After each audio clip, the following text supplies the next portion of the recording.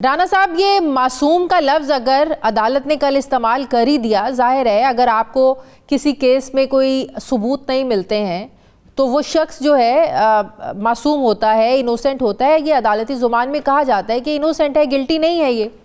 अब जब नवाज शरीफ साहब वापस आए, उनको जिस तरह से रिलीफ मिला दिया गया, उसे आप लोग इंसाफ कह रहे हैं। आप ये कह रहे हैं कि कल तक तो इमरान खान जो था वो साइफर केस में मतलूब था, इमरान खान को उम्र कैद हो सकती थी, इमरान खान पर आर्टिकल 6 लग सकता था।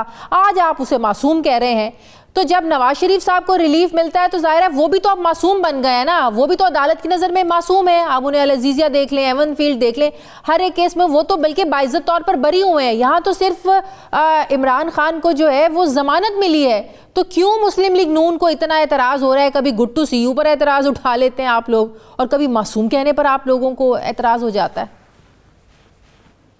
देखिए शाजिया, मैं आपको बताऊं, आप ठीक है कि आप एक चैनल बैठ के दोनों तरफ से आपका जो एक एंगल होता है उसको ज़रूर आप उस पर बात करते हैं, लेकिन हमें जो इतराज़ है वो ये है कि ये लाडला जो है, ये देखें, आपको पता है सादिक और अमीन इसको डिक्लेयर किया गया।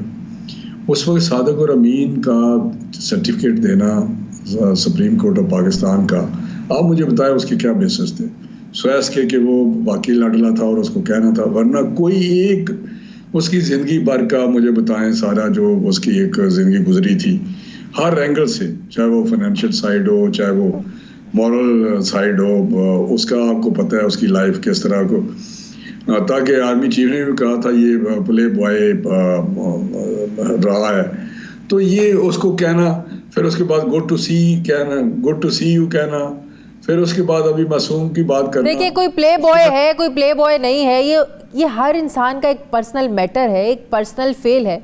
आप किसी की जाती जिंदगी पर सवाल नहीं उठा सकते हैं। मैं उसकी जाती जिंदगी डिस्कस नहीं कर रहा, मैं तो सुप्रीम कोर्ट के उसकी वो जो सर्टिफिकेट है जो सादिक और अमीन का दिया, मैं उसकी बात कर रहा हूँ। उसको सर्टिफिकेट देना सादिक और अमीन, आप मुझे बताएं, बियॉन्ड एक बहुत, मैं तो हैरान था कि यार ये किस तरह के उस वक्त के चीफ जस्टिस है जो कहते हैं सादिक और अमीन है। सादिक और अमीन तो मैं समझता हूँ कि एक आप जिस तरह का भी आज का इंसान बहुत किस तरह का भी उसका हो, तो आप किसी को भी नहीं कह सकते ये सादिक और अमीन है।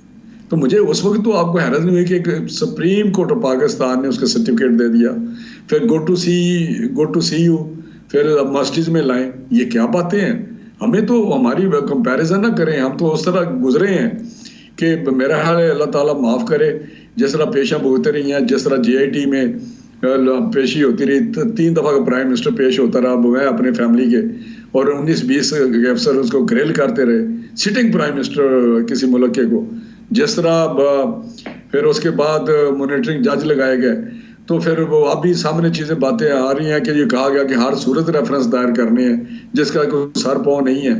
तो ये बाकी जो मासूम वाली बात है उसमें सिर्फ आपके लिए गुजारिश करना चाहता हूँ, आपने जो कोट किया है कि जी still proved to be guilty, everybody is innocent, every accused is innocent। मुझे ये बताएं, ये बेल स्टेज पे ये कभी नहीं कंसिडर होता? फॉर गॉड सेक, मैं आपको बता रहा हूँ, ये जजेस भी सुन रहे होंगे, उस वक्त होता है कि प्रेमा फिसाई केस में कितनी जान है, किस तरह नहीं है, वो तो एक जनरली कहा जाता है ये केस चल रहा है। अगर आप कहें, जिस तरह मैं मिसाल देता हूँ कि तोशा खाना में उसको सजा हो गई है, ही वाज कन्विक्टेड। मासूम किस तरह हो गया कि एक तोशा खाना में उसकी चोरी पकड़ी गई और वो कन्विक्ट हो गया, जिसकी सजा भी सस्पेंड हुई है, और उसकी वो जो सस्पेंशन थी, यहाँ कन्विक्टेड लोगों को बरियत मिल जाती है, वो बाद में मासूम करार दे दिए जाते हैं, उन पर तो कोई सवाल नहीं उठाता। प्लीज आप ट्राई टू अंडरस्टैंड, मैं लीगल लैंग्वेज इस्तेमाल कर रहा हूँ कि बेल स्टेज पे आप इस किस्म के रिमार्क्स या उसको कंसिडर नहीं करते। वो और कंसिडरेशन होती हैं, और पैरामीटर्स होते हैं, और ग्राउंड्स होती हैं बेल के लिए। खैर, आप मैं तो ला की बात कर रहा हूँ, लेकिन ये कहना, लेकिन मुझे ये बताएं कि उसको तो बेल के लिए तो कोई बंदा पकड़ा गया है, जिस तरह अगर वो तोशा खाना में इसको सजा ना हुई हो, तो वो एक अक्यूज हो और एक 2, 3, 4, 5, 6 केसेस में भी हो, तो वो कंटेस्ट कर सकता है इलेक्शन, क्योंकि वो उस वक्त तस्वर होगा कि ही इज नॉट कन्विक्टेड। लेकिन इस बेल स्टेज पे कहना कि जो आप बात कर रही है मासूम, प्लीज मासूम किसी को कह देना, अगर मुझ पे आपने एक एलिगेशन लगा दिया तो अनलेस के सुप्रीम कोर्ट के रिमार्क्स हैं, आपको अच्छे लगे, आपको अच्छे नहीं लगे, बुरे लगे, अगर आपकी नजर में इमरान खान विलन है तो उसको रहने दें। नहीं, ये आप मेरी बात ही नहीं समझ रहे। ओहो, मैंने कह रहा हूँ कि जो आपको इतराज है कि हमें क्यों इतराज हो रहा है, हम कहते हैं कि ये बेल स्टेज पे मासूम का लफ्ज नहीं इस्तेमाल हो सकता, ये कंसिडरेशन, ये ग्राउंड नहीं है, ये कोई कह नहीं सकता। ये तो ट्रायल होगा, उस वक्त पता चलेगा वो इनोसेंट है, मासूम है या वो। लेकिन कल जो जस्टिस सत्तर मिलना ने इजाफी नोट भी उन्होंने एक खास लिखा, फिर उन्होंने जो सवालात भी उठाए कि अगर साइफर गुम हो गया था तो शहबाज शरीफ साहब जब वज़ीर आज़म थे उन्होंने सलामती काउंसिल का इजलास फिर किन डॉक्यूमेंट्स पर बुलाया था, बड़े अहम सवाल उठाए कल अतमीन अल्लाह साहब। ये बातें ट्रायल में आएंगी ना, वहां पे ट्रायल तो नहीं हो रहा था, ये तो जब ट्रायल कोर्ट है उसमें जब ये आएगी चीज बातें, तो इनका जो वकील है, वकील सफाई इमरान खान का, वो बात करेगा। ये जो ऑनरेबल जज साहब अतरमिन अल्लाह साहब ने उठाए हैं पॉइंट, तो ये तो उस वक्त क्वेश्चन होंगे।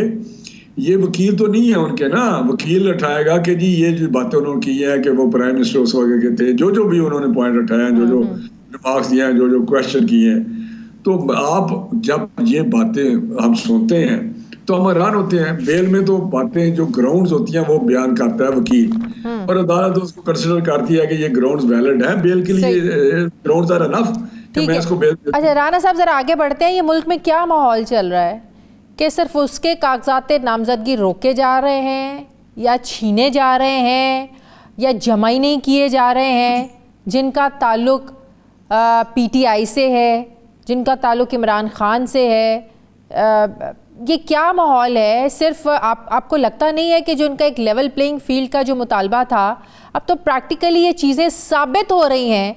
अब आप देखें परवेज़ इलाही साहब की जो अहलिया हैं, मोनिस इलाही साहब की जो वालदा हैं, जो चौधरी शुजात हुसैन साहब की बहन हैं, उनके कागजात नामजदगी उनके साथ मिसबिहेव किया गया, कागजात नामजदगी छीन लिए गए।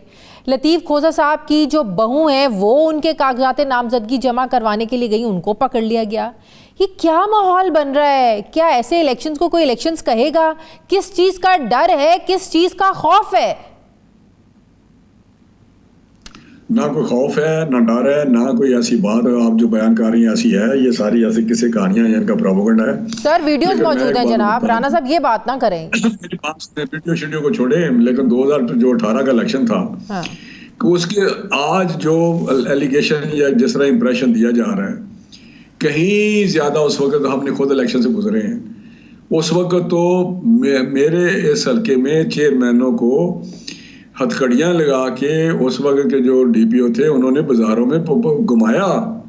मैं आपको बता रहा हूँ, ड्यूरिंग इलेक्शन कैंपेन उस वक्त लोगों उठाया जाता था, उल्टा लटकाया जाता था जंजीरों के साथ, और रेंजर्स जो थी वो जाकर डालों पे जाके लोगों घरों पे चढ़ाई करती। वोट तो ये कैंपेन की मैं बात कर रहा हूँ, जब नॉमिनेशन हो जाते हैं और सारी चीजें हो जाती हैं। ये मैं एनए जो इस वक्त 113 है उसकी बात कर रहा हूँ। मुझे बताएं किस तरह आरटीएस बिठाया गया, किस तरह वो चीजें जो होती रही, किस तरह वोट मांगे जाते रहे, किस तरह मामलात हुए और किस तरह जो कुव्वतें थी वो क्या करती रही। तो ये उस वक्त कुछ जो बात है वो तो आगे मैच ही नहीं है।